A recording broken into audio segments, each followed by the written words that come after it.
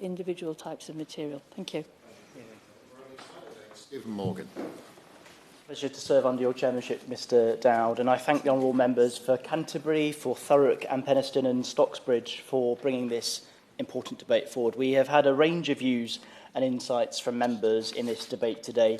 The honourable member for Penistone and Stocksbridge spoke about the quality of RSE guidance and curriculum, the age-appropriate material and its importance. She went on to give a range of examples and a number of questions to the Minister, and I know that we all look forward to his response today. My honourable friend for Brighton Kemp Town spoke with his trademark passion about a range of relevant issues, including the importance of specialisms within schools and quality materials, and I thank him for speaking from the heart about his own personal experience with his loved ones, a very tragic example of why we've absolutely got to get this right in our schools. The honourable member for Thurrock, the importance of recognising the impact the internet is having on schools and children, and the importance of teaching consent at a time that we see significant harassment of women and girls in particular.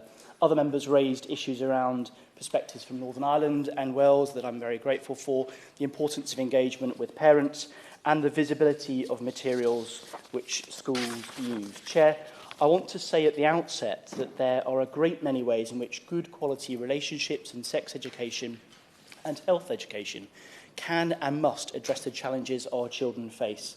Some of these challenges could define the next generation, and sadly, most of them disproportionately affect young women and girls. So I want to make sure we're discussing the full breadth of issues that this debate allows.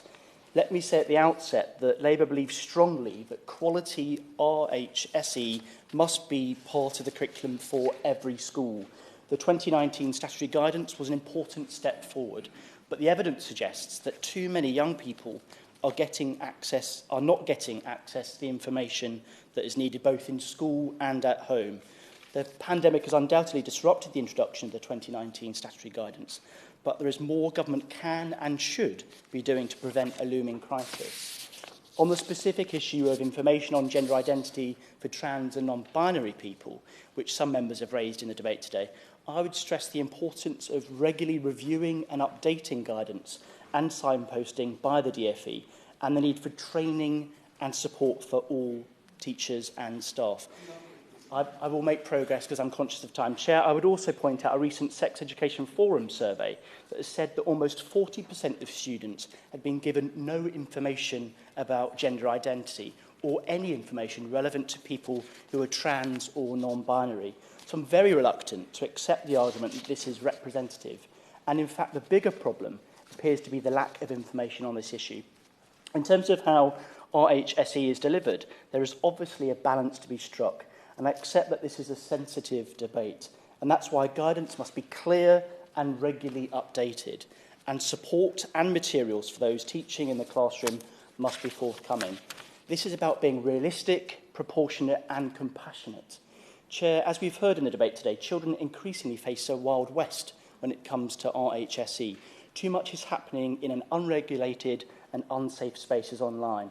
Not enough is happening in controlled environments like classrooms and in conversations with parents. This is feeding, I think, a disturbing culture where sexual harassment is becoming normalised. The same survey by the Sex Education Forum found that a third of children had not learned how to tell if a relationship is healthy. More than a quarter had learned nothing about attitudes and behaviours of men and boys towards women and girls.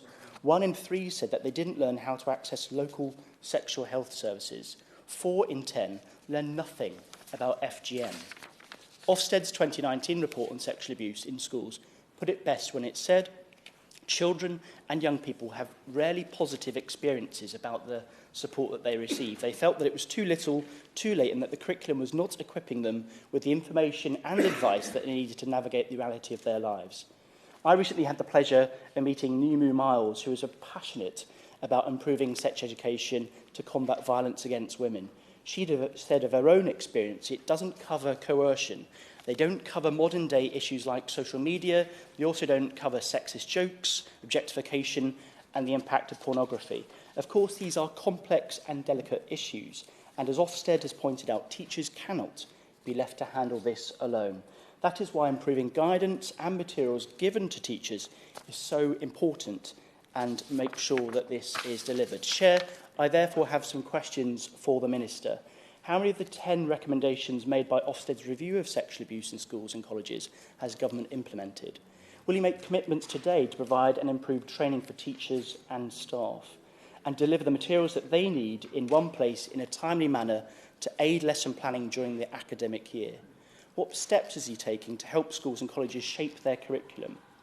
When does he expect to fulfil the pledge set out in the school's white paper to create and continue to improve packages of optional, free and adaptable digital curriculum resources for all subjects? How will he improve the advice he is providing to parents and carers about how to support teachers' work at home? What conversations has the Minister had with the Secretary of State for Culture, Media and Sport about defining categories of harmful online content on the face of the Online Safety Bill? And has he made representations that the scope of the bill should require all services likely to be accessed by children? Chair, I will conclude briefly by saying Labour believes very strongly that relationship, health and sex education must be an indispensable part of any curriculum. We want to see young people leaving school ready for work and ready for life. This is an essential part of that aim.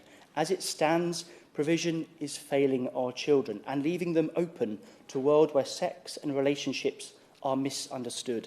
Harassment is commonplace and unhealthy and damaging behaviours are rife.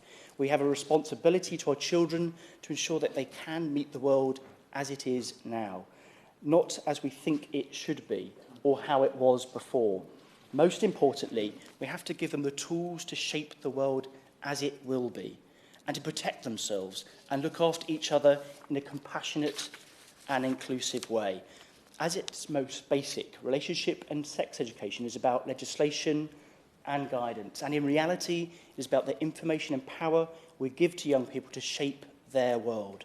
So, Chair, I hope we can spend more time looking at it this way so we can deliver better futures for all our young people.